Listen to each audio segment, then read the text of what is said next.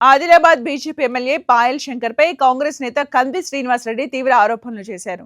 Adilabad cement corporation of India ఫ్యాక్టరీని తుక్కు కింద అమ్మేసి ఎమ్మెల్యే పాయల్ శంకర్ పాపాన్ని మూటగట్టుకున్నాడన్నారు.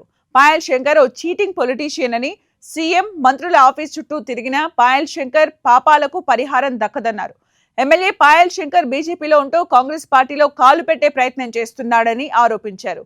సీఎం మంత్రుల పేర్లు చెప్పుకుంటూ పబ్బం గడుపుతున్నారని ఆగ్రహం వ్యక్తం చేశారు కాంగ్రెస్ నేత కంది శ్రీనివాస్ రెడ్డి.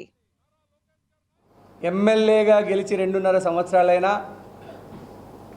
నువ్వు సీసీఐ ఫ్యాక్టరీ తీసుకురాలేకపోయినావు.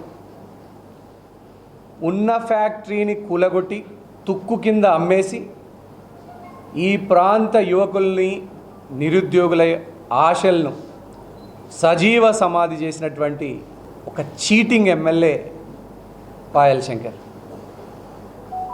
ఒక చీటర్ పొలిటీషియన్. సీసీఐ పాపం ముమ్మాటికి పాయల్ శంకర్ నీరే. సీసీఐని రాకుండా చేసినటువంటి ద్రోహి నువ్వే. సీఎం ఆఫీసు చుట్టూ తిరిగినంత మాత్రాన నీ పాపం పరిహారం కాదు.